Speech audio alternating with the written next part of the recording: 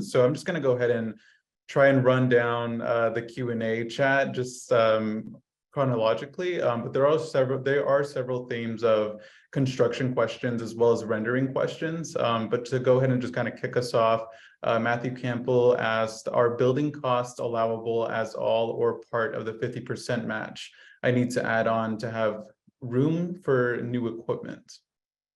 So yeah, if you look at the RFA under section 4.1, specifically says project activities ineligible for program funding may not be counted as a match. So your construction costs can't be included. Again, AMS doesn't have the authority to do anything that increases your footprint or your square footage. And for rendering, Catherine asked, for rendering projects, could a project to use the hides for tanning be funded? So again, in the chat, I've put in the definition that they have from the RFA for rendering, but rendering is an offsite process that uses heat to convert animal carcasses into safe, pathogen-free feed protein and other valuable end products while reducing the negative effects of the carcass on people in the environment. So when it's talking about other valuable end products, they're talking about collagen and medicinal uses and those type of things. So when you think about hides and leather, and those are great questions because that's a huge issue right now, is how do we get better utilization of hides and leather and tanning? You could use MCAP funds, for example, a hide puller, because a hide puller is something you need to process that carcass. You've got to get that hide off of that carcass one way or another. So a hide puller helps you prepare that carcass for the food chain. However, if you're going to bring in a flesher, for example, that would be an ineligible. Or if you're doing something with tanning the hides on site, that's not really eligible for these funds because the rendering has got a fairly narrowly defined definition on it. Now, we are working with the National Renderers Association to get a database of existing rendering companies out there that aren't the big ones, that we want to hook folks up with as they're moving forward, that they might be able to partner on this grant. Thanks, Dave. And then a question along the lines of construction. Can this grant be used to modify existing buildings if the modifications will not change the exterior walls or floors of the building? As long as you are not increasing the square footage, then they can. If you take a look, the example that they use in the RFA is to make some improvements in your retail space. So, maybe you want to change the layout within your retail space or do something to make the products, show and keep better. That's all, eligible expenses as long as you're not, again, doing new construction or increasing your square footage. And a question about equipment. Can I buy equipment for a new plant, or is it for equipment going into existing plants only? So, and Sarah, you can correct me if I'm wrong on this one, but this equipment really needs to go into existing processing plants.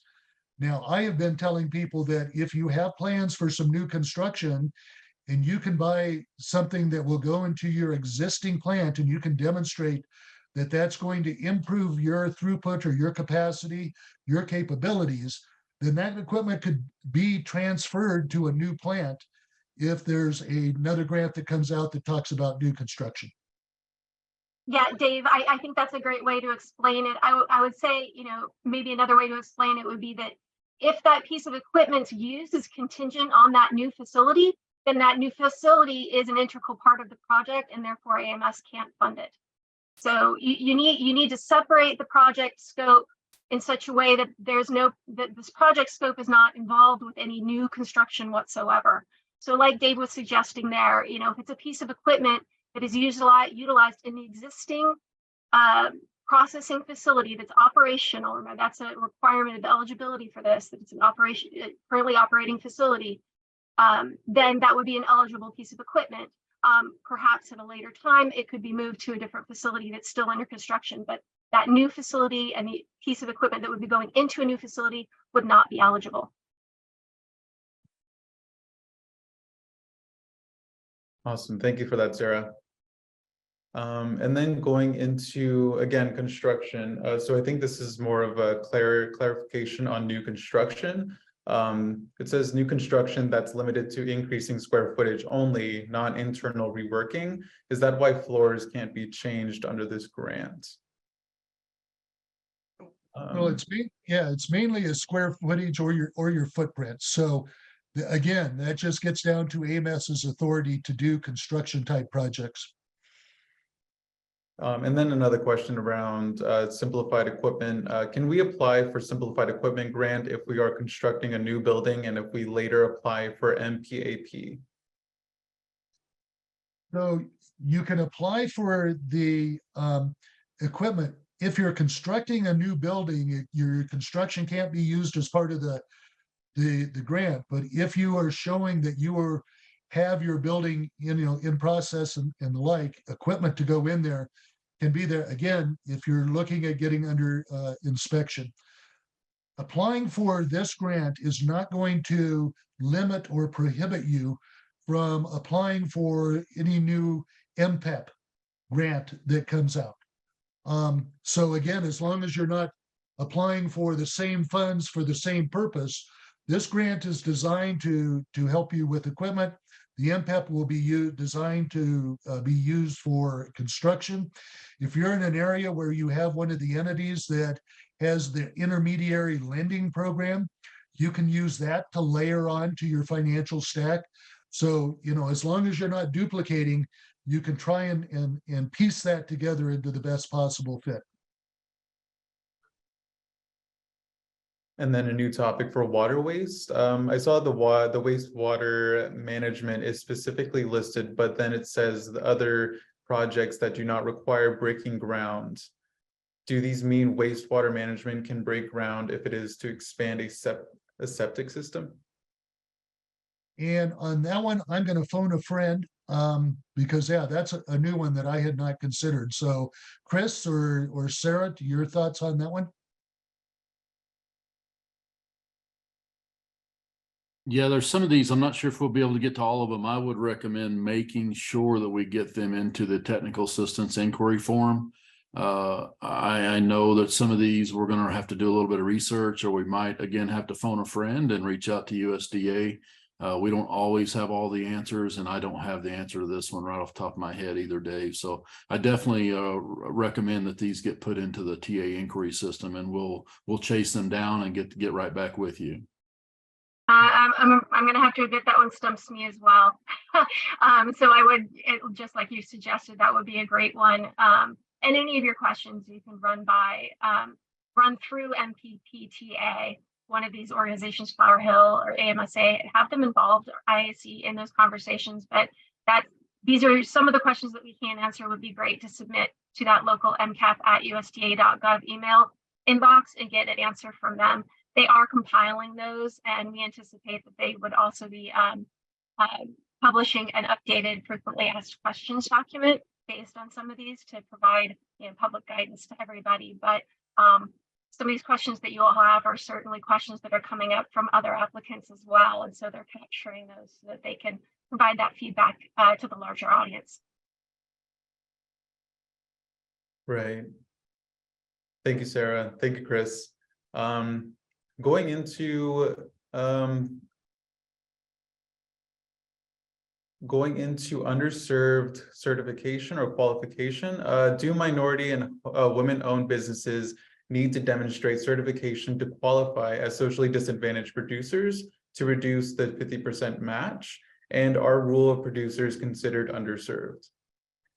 So rural producers per se are not considered underserved under the NRCS guidelines. And I would just, encourage you, if you go into the RFA, there are a couple of links where it talks the historically underserved, and it will take you right to the NRCS page that talks about that.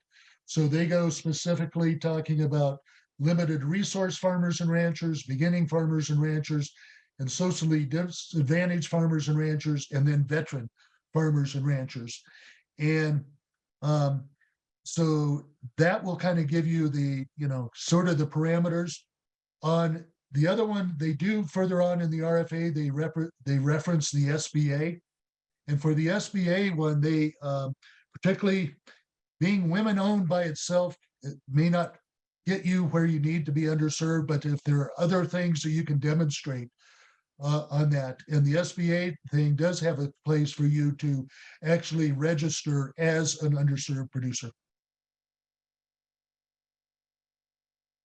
David, And I just dropped some into the chat box that will take you directly there. But like Dave said, both of those definitions are defined within the RFA document, and there are links in that RFA document if you're looking at it digitally that will take you directly to the SPA or the NRCS pages that define those categories. Awesome, thank you. I was just going to get a time check for the top of the hour, Dave and folks. Is everyone okay for moving on forward past 3 p.m.? Sorry, at the top of the hour. Yeah, and if people need to drop off, as Chris said, we are going to capture all of these things that are in the chat, because these are some really, really good questions, and we don't want to tell you something quickly that's going to be wrong. We want to be able to do our research. Right. And just to reiterate, you guys can also reach out to Flower Hill Institute and the TAP Network for more of these questions. If we're not able to get to your question, or your question's a little bit more in depth, you can reach us through the request form on the Flower Hill Institute MPPTA website, as well as directly through our USDA Gmail account address at usda-ta@flowerhill.institute. So I'll go ahead and continue to go down the list of questions we have here, Dave. So the next question we have is for rendering.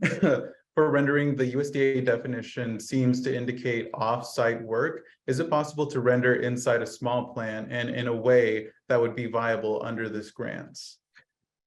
So that is a question that I've asked them, because of that off-site. Does that mean you have to work with another company? Or if you have some empty space within a current facility, could you put in a small rendering system? So I want to get some more clarification on that one before we stick a stake in the ground. Is the in-kind labor match limited to 25% as in the VAPG? So there's nothing in this RFA that I've seen that talks about the limit on the 25% match. It does talk about, if you go into section 5.2.5 on page 18 there, it talks about your total in-kind match and how you break those down. And specifically, the only thing I advise is the salaries, the amount to the labor. Give a good value to your labor. Your labor is worth a lot, but make sure that you don't overstate. You're not trying to pad it. So you need to be realistic. I think Rob would say that's one of the things that the reviewers would look at, is to make sure that you're being reasonable in that amount that you list. And then stepping back into new construction cost, can you expand on what is a new construction cost? An applicant has 2 buildings. One is federally inspected and one is partially finished and partially waiting to be finished and outfitted with equipment. Can finishing of the extra already roofed space be eligible? So if you're finishing that facility and not expanding or whatever, you can finish that facility. You can't use any of those finishing costs as part of your in-kind match. But certainly if you're finishing that facility and you're looking for equipment to put in there, particularly if you already have an existing one that you're using, then yes, this is a grant that could be, the use can be applicable. And another asks, if we are upgrading from farm processing to USDA processing, but constructing a new building, if we are upgrading equipment to be used in the new building, do we qualify for the equipment only grant? And this one has me a little befuddled. So if you're doing the upgrading and you have the equipment, We qualify for the equipment only. Okay, farm processing, you're moving off of the farm into a new building. You're not using the new construction there, but you just the equipment only. You could apply for beyond just the equipment only. You could go for a more extensive list of equipment that you want to have in the building that you're developing. So you're not limited to that. Again, it's just that you can't use any of those construction costs or improvement costs as part of your grant proposal, whereas your in-kind. Another applicant asks, we have bought a building to increase our throughput. Would we qualify for electric upgrading or installing coolers? So yes, coolers going into existing, yes, they are the heart and soul of this grant. So coolers can go in. And then if you look again under the examples of projects, they have improving, your electricity, doing things that are going to improve your carbon, reduce your energy usage or improve your carbon footprint. So particularly if you're putting in electrical upgrading that are going to cut your energy usage, that is a allowable use for this grant. This one it might be a question, but I'm not sure. For a new processing plant LLC, plan and building in process, but not production, are eligible for grants. Yeah, LLCs are eligible. And again, if you've got the building underway, then this is something to help you get your equipment. And again, Sarah, I think this is something in the FAQs on this, it needs a lot of attention, because this is a question so many people are coming up with, is what really counts as a building in process and the like. So I think if we can get that in the FAQs, and we'll look to put it in our resource guide as well. Yeah, understood, Dave, and I appreciate that we're capturing all these questions. I know we won't be able to go through all 89 of them so far that have come in on this webinar, but the local MCap team can answer many of these when they do their public webinar, which is not yet scheduled, but will be in the near future. And certainly having these questions come up in the context of the Technical Assistance Network allows all of the TA providers as well to funnel these questions back to you who need the answers to them. Awesome. Another applicant asked, if you have multiple locations, can you apply for an additional grant for each location? It's all based on the ownership there. So you're the ownership of that. You're they look at who is applying. And Dave, I've submitted this question as well to the USDA site for some other applicants we've had. So we know we have some companies that own multiple locations. So we definitely did submit for clarification, that we should have that back soon. Another applicant asks, can these funds be used for egg production equipment or only meat and poultry? No, this is the meat and poultry processing program. So it's meat and poultry. So eggs, dairy, cheese, those other things. I love them, but we have to focus. Now, spent layers, if you're in the egg production business and you have some spent layers and you want to do something with those spent layers that qualifies as to taking those into the meat processing, certainly that would apply. And just to kind of repeat a little bit, today's webinar was recorded and will be posted on the Flower Hill Institute YouTube channel, as well as the Flower Hill Institute webinar page on the Flower Hill Institute website. After today's presentation, I'll be posting a recording online on all of our social media platforms. So be sure to keep up to date with the Flower Hill Institute team on all our social media platforms. Another applicant asked, would any type of offal composting to use as fertilizer versus taking it to local landfill for disposal work for rendering? So as I interpret this, composting isn't really covered under this grant, and that's something that we've been putting a lot of focus into, Chris and myself and others on our team, in looking at other uses. But again, if you take a look at the definition of rendering, it is fairly narrow there, that you're taking those proteins and turning them into another use. If a project was contracted if a project was contracted before grant award, but not paid for or implemented, would it be eligible? So yes, having things buttoned up and ready to go is good. They know then that you have these things when you apply for the grant, that this is there, but you just can't submit invoices. You can't buy the equipment. You can't move forward from that point. This is a question for Rob. If I become a reviewer, would that disqualify me from applying for USDA AMS grants in the future? No, obviously you can't review what's something you applied for, but if for some reason you're a reviewer, that would be great. I could, if I started a meat plant in my backyard, I could apply for these funds. But so not a concern at all. Thank you. Can you email or mail your proposals in, or do you have to use grants.gov? This one you have to use grants.gov. So the value added producer grant, it is closing here in about 3 days for the online.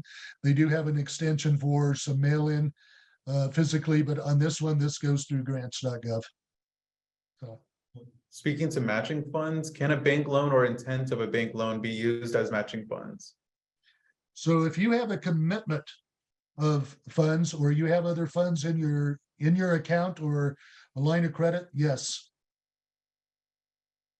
An applicant is building a new meat processing facility, so it sounds like they are not eligible for this grant. However, you mentioned nonprofit lenders who support new meat processing business. How can we find out who those lenders are? So yes, that's under the MPILP program. We're putting that onto our website where those are located. But also, Sarah, I believe if you go to usda.gov/meat, there's also a listing of who those intermediary lenders are that have the loan programs.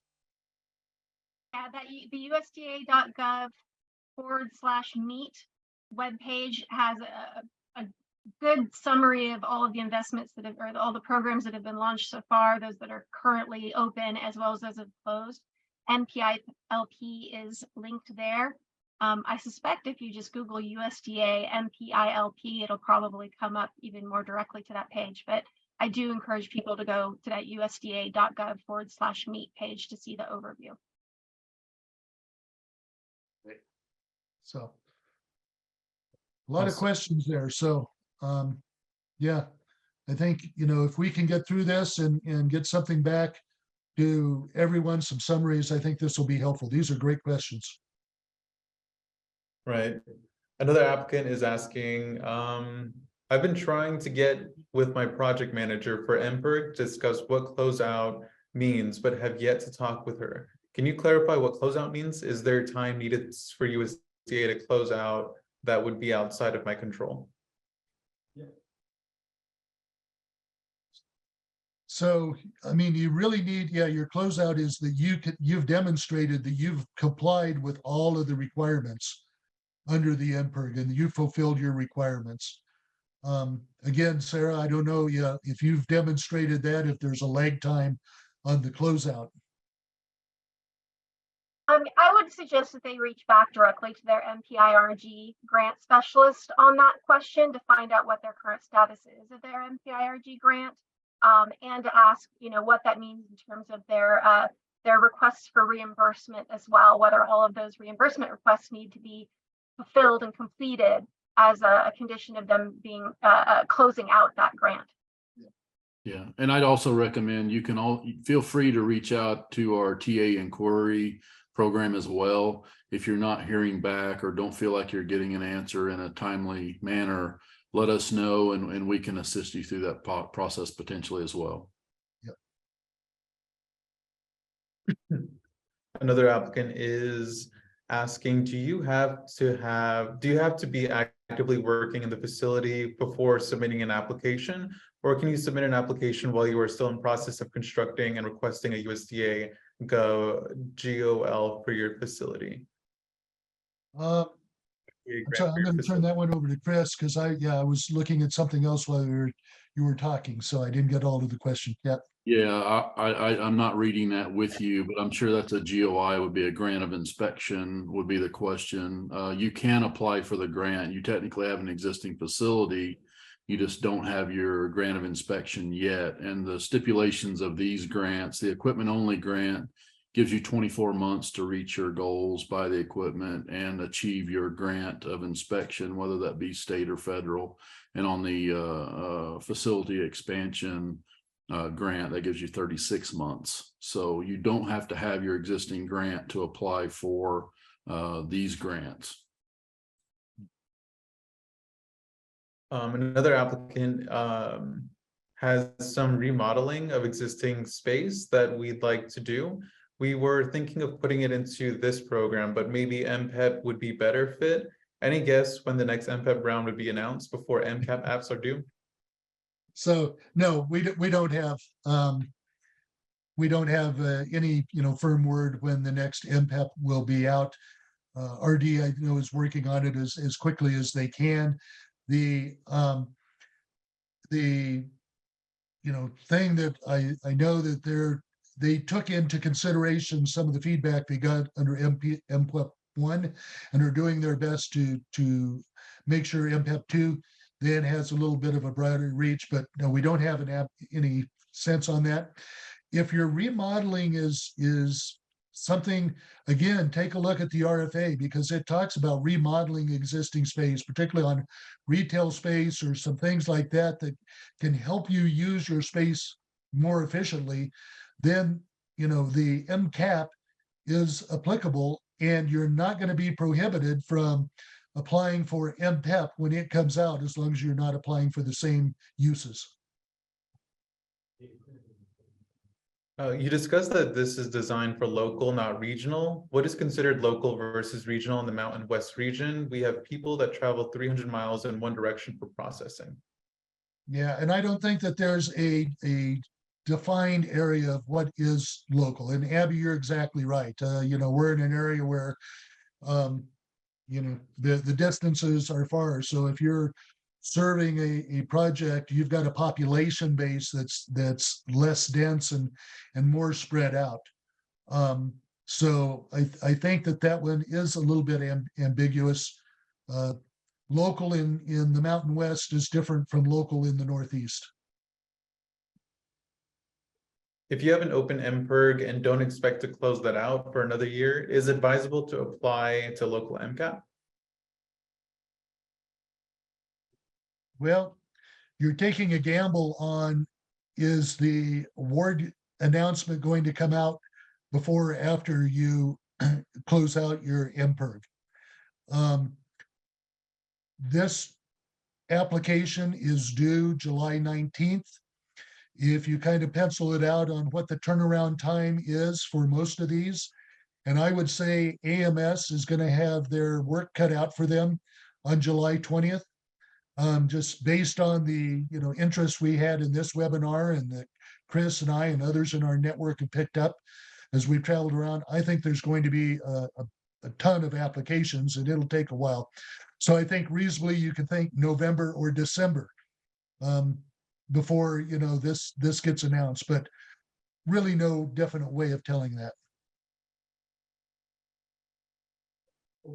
Another applicant asks, 1, can you utilize MCAP as a phase 2 for a new plant that has secured state funding but hasn't started construction?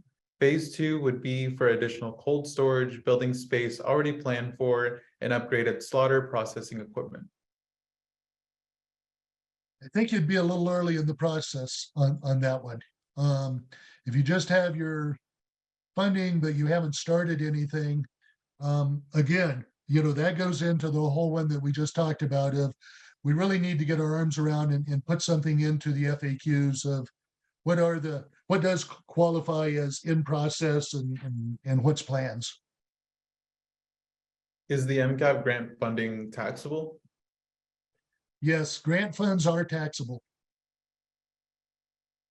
Another applicant is asking, could you go over the ownership requirement a bit more? I don't remember your precise words, but you said the entity applying has to be the majority owner, at least 51%, So any applying entity cannot have a parent company, and the applying entity also has to be the acting entity. Example, the processor itself, correct? Right, so you have to show that the person or the entity applying for the grant is going to be the one that's going to be using those funds. And so if you take a look, and they lay it out pretty well in the RFA as to what counts as 51% ownership, what counts as a majority controlled producer group, and the other elements in there. Would solar panels installed on top of the existing USDA meat processing facility to reduce GHG emissions be an allowable expense? I read through the program specific terms and conditions, but I'm seeking clarification. Well, if you take a look under the examples of eligible uses, yes. You know, they talk about equipment that's going to reduce your energy uses or your environmental impact or your carbon footprint. Is the local MCAP a one and done, or is the USDA plan to do this next year and beyond? We don't have any indication, but Sarah, I'll let you answer that. Question, Shundeen? Is local MCAP a one and done, or is the USDA planning to do this next year and beyond? Yep, local MCAP, as well as the MPPEP program that was and will be announced by Rural Development are all funded by the American Rescue Plan Act. So this is one-time money. This is not an annual program. So at this date, to this point, the best that I can tell you is that this is one and done funding. Thank you, Sarah. Another applicant is asking, what are the follow-up reporting requirements for the simplified equipment grant? Sarah, you want to cover that? Yeah, that is actually detailed very well in the RFA. If you go to that section, trying to remember off the top of my head what section that is, but it talks in the RFA about record keeping in terms of the purchase of that item and the utilization of that and tracking of that piece of machinery to protect USDA's investment in that piece of machinery for a period of time. Dave, I believe you went over this a while ago, but one of the earlier slides said not new construction, but the latter slide said increasing cold storage capacity as being eligible. So new construction of cold storage be eligible? Your cold storage units itself are equipment. So if you have your building and you're saying, okay, we can put in a new cold storage unit over here, absolutely, those are eligible. We have a question in that we haven't gotten a response on yet, but I've dealt with a number of folks that because of the shortage in cold storage, they're using leasing reefer trucks and portable units. And so we want to know if you can increase your cold storage capacity by trading out that footage of a reefer truck and into something that you have in the building. So that's again one that we're trying to get some more clarification on and we'll put out to folks. Yeah, and Dave, I'm fielding questions online as they're coming in on the chat as well, but we had one come in about the structure associated with cold storage. And so you have to look at the allowable and unallowable costs. The new structures and new construction are not allowable, but your cold storage is. So some of you all are wanting to add on a new building that would house your cold storage, and those costs would not be allowable. Where can applicants apply for a UEI number? So that's where if you go into the grants.gov, there's a section there on getting set up. And again, if you just want to contact us, we've got a sheet that we can send out. It's a little cheat sheet on getting set up in SAMS and getting your UIE. And then I know a lot of people still run into roadblocks, and that's why we have a consultant on our team that is really there to help people through that.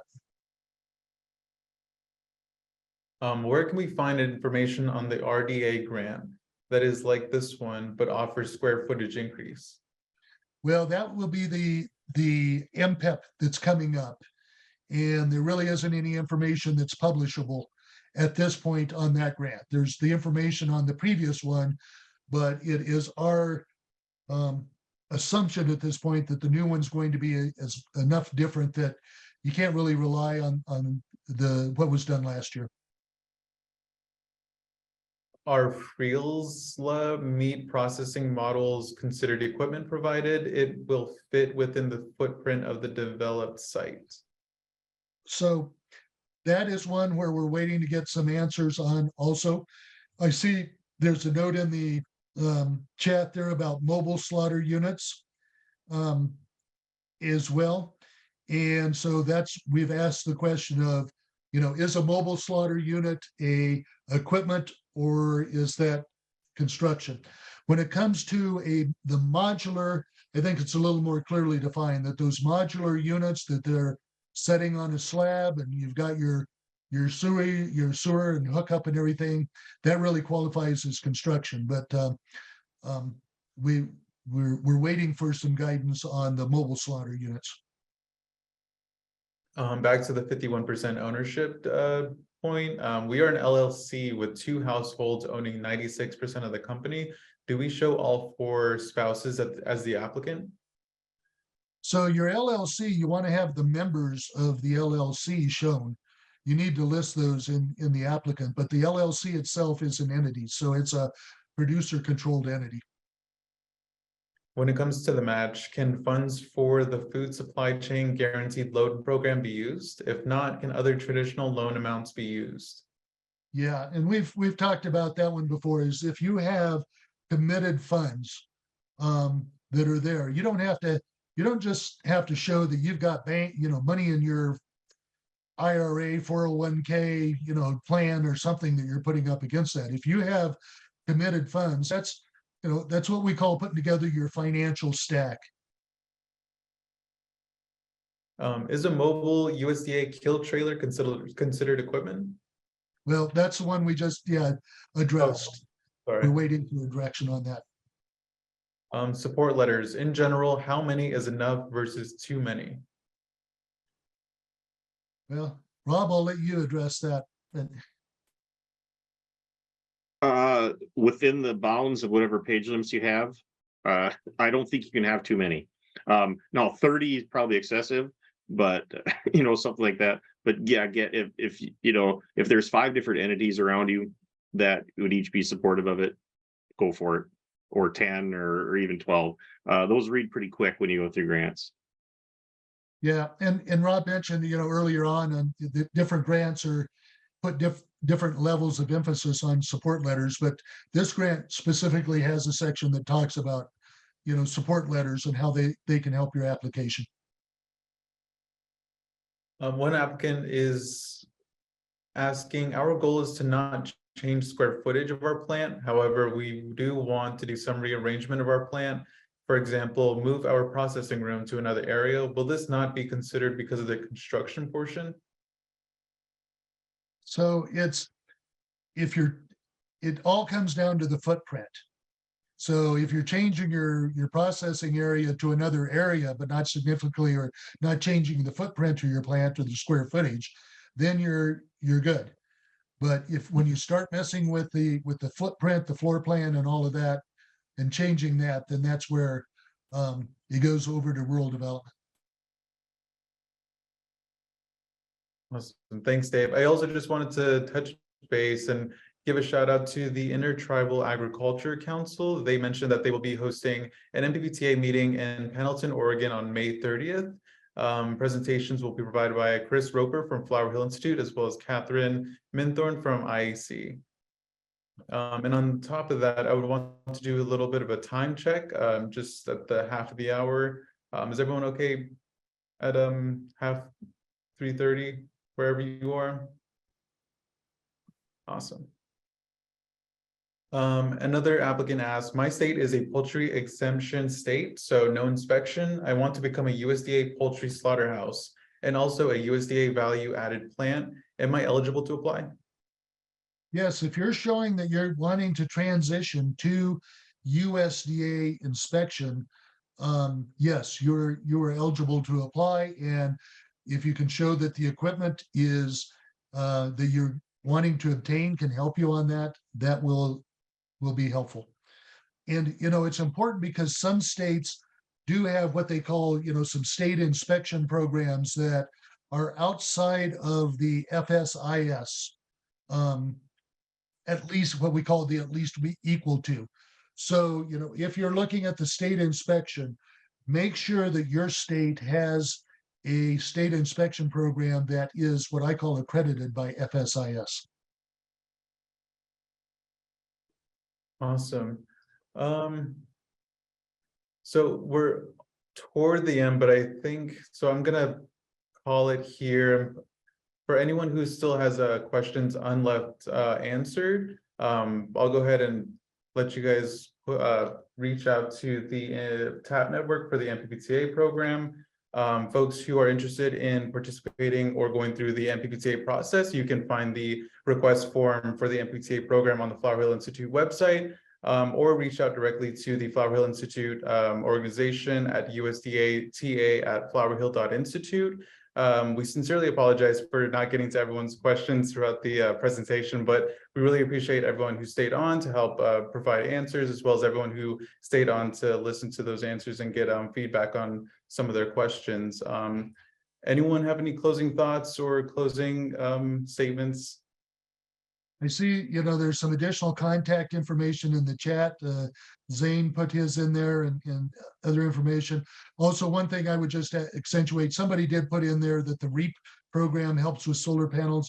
The Rural Energy for America program is an ongoing program. So again, there's a number of USDA grants that are available that people should look at, not just, above and beyond MCAP and IAG. So appreciate that. And Sean Dean, thank you for moderating this today. Awesome. Thank you so much for being here. Thanks. Appreciate that, Robert. Appreciate that, Dave. For everyone, today's webinar was recorded and will be archived again on the YouTube channel for Flower Hill Institute, as well as the Flower Hill Institute website. So go ahead and keep an eye for that. Please follow Flower Hill Institute on all platforms for any other updates for the MPPTA program and all future USDA grant applications. Without further ado, I appreciate everyone being here and have a good rest of your day. Thank you. Thanks, guys.